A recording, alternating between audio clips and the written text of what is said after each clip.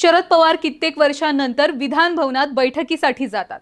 बैठकीनंतर ते थेट एकनाथ शिंदेंच्या कक्षामध्ये जाऊन शिंदेंसोबत काही वेळ चर्चा करतात।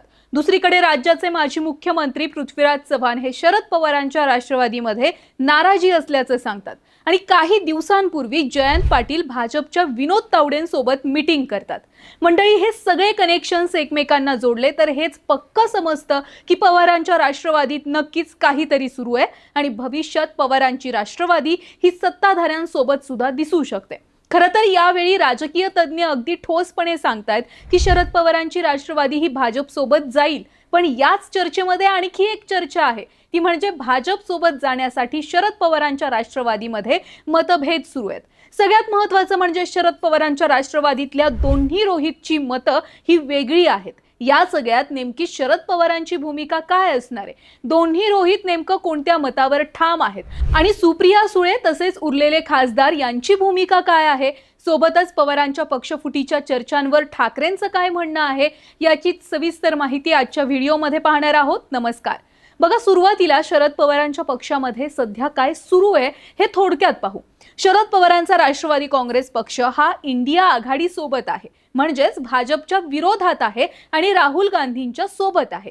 गेल्या महिन्याच्या शेवटच्या आठवड्यापर्यंत शरद पवार हे इंडिया आघाडीच्या बैठकीमध्ये सहभागी सुद्धा झाले होते, पण या महिन्यात ज्यावेळी ठाकरेंचे 6 खासदार फुटल्यानंतर शरद पवारांचे खासदार सुद्धा फुटणार अशा चर्चा झाल्या। आता या चर्चांनंतर आणखी एक चर्चा सुरू झाली, ती म्हणजे शरद पवारांचा पक्ष भाजप सोबत येणार असल्याची। या चर्चा ज्यावेळी सुरू होत्या त्यावेळी काही वरिष्ठ राजकीय तज्ञांनी असं सांगितलं की शरद पवारांचा पक्ष भविष्यात 100% भाजप सोबत जाईल आणि सत्तेतही दिसेल, पण सध्या त्यांच्या पक्षामध्ये प्रचंड प्रमाणात मतभेद आहेत।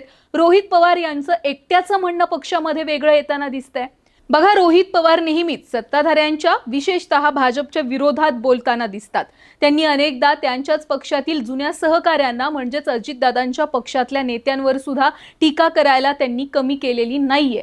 थोडक्यात रोहित पवारांनी सत्ताधाऱ्यांच्या विरोधात नेहमीच भूमिका घेतलेली आहे, पण याच्याच विरोधात आपण जर पाहायला गेलं तर रोहित पवारांनी नेहमी राहुल गांधींची बाजू उचलून धरली आहे। केंद्रामध्ये राहुल गांधी जे मिशन चालवतील तेच मिशन, थोडक्यात तेच नरेटिव्ह रोहित पवारांनी राज्यामध्ये चालवलेलं दिसतं। हे सगळं सांगण्याचा उद्देश हाच आहे की ज्या भाजपला रोहित पवारांनी याआधी शिव्या दिल्या त्या भाजप सोबत जायला रोहित पवारांचा आत्ताच्या घडीला सुद्धा पूर्णपणे नकार आहे।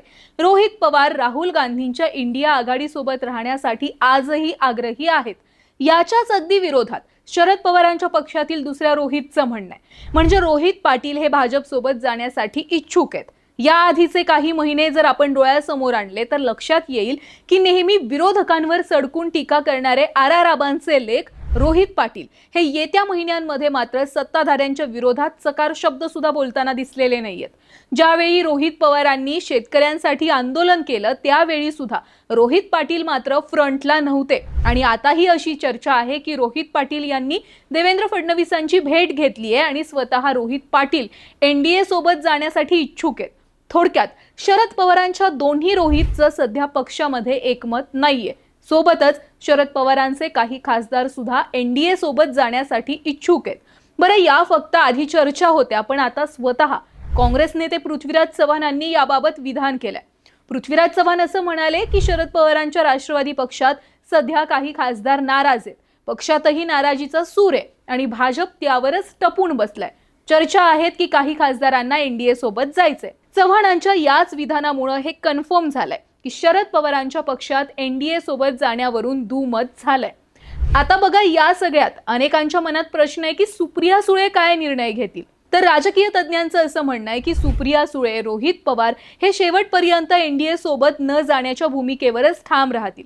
पण मग असाही प्रश्न पडतो की जर सगळेच खासदार आणि काही आमदार एनडीए सोबत गेले तर शरद पवारांचा पक्ष राहणारच किती आहे। मग असं झालं तर पवारांना त्यांचा पक्ष पुन्हा एकदा काँग्रेसमध्ये विलीन करावा लागू शकतो। बरं, पक्षातील या सगळ्या दुमतावर शरद पवारांची भूमिका काय आहे, तर काही वरिष्ठ पत्रकार असं म्हणत आहेत की शरद पवारांनी यावेळी पक्षात असं सांगितलंय की तुम्ही अंतर्गत ठरवा, विरोधात राहायचंय की एनडीए सोबत जायचंय। आता पवार साहेबांनी सगळा निर्णय पक्षातल्या नेत्यांवर जर सोपवला असेल तर पक्षामध्ये लवकर एकमत होणं शक्य नाहीये। पण एवढं मात्र नक्की आहे की शरद पवारांच्या डोक्यात काहीतरी शिस्त आहे आतून काहीतरी हालचाली सुरू आहेत. ज्या अर्थी शरद पवारांनी एकनाथ शिंदेची भेट घेतली त्या अर्थी भविष्यात दोन्ही शिवसेना आणि दोन्ही राष्ट्रवादी एकत्र दिसल्या तर नवल वाटू नये. पण सध्याच्या घडीला तरी ठाकरे पक्ष शरद पवारांच्या राष्ट्रवादीवर एनडीए सोबत जाण्याच्या भूमिकेवरून नाराज आहे. शेवटी हे पाहणं महत्त्वाचं ठरणार आहे की खरंच जर शरद पवारांनी भाजप सोबत जाण्याचा निर्णय घेतला तर रोहित पवार कोणत्या भूमिकेत असणार आहेत.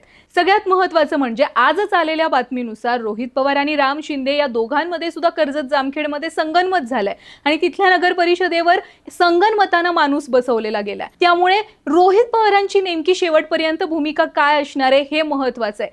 कधी रोहित पवार हे पूर्णपणे भाजपच्या विरोधात दिसतात, अगदी पहिल्यापासूनच ते भाजपच्या विरोधात दिसलेत, पण आज रोहित पवारांनी जी भूमिका घेतली आहे त्यावरून पुन्हा एकदा प्रश्नचिन्ह निर्माण होतोय की खरोखर जर शरद पवारांनी भाजप सोबत जाण्याचा निर्णय घेतला तर रोहित पवारांची भूमिका काय असणार आहे, सोबतच सुप्रिया सुळे काय भूमिकेत असणार आहेत.